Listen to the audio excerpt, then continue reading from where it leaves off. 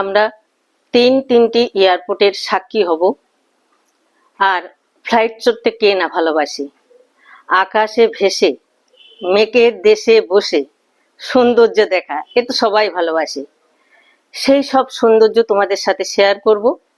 আর যে তিনটি এয়ারপোর্ট যাব, কলকাতা এয়ারপোর্ট, মোপা ইন্টারন্যাশনাল এয়ারপোর্ট আর হায়দ্রাবাদ ইন্টারন্যাশনাল এয়ারপোর্ট, এই তিনটে এয়ারপোর্টের সাক্ষী থাকবো আর সেখানকার এয়ারপোর্টের সৌন্দর্য তুলে ধরবো।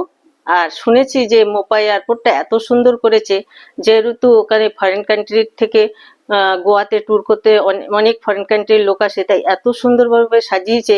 সেই সাজানো তো নতুন করেছে, এই সাজানোটা তোমাদের সাথে শেয়ার করব। আর আমি যে এক্সপ্লোর করব সব অভিজ্ঞতা তোমাদের সাথে সব তুলে ধরবো।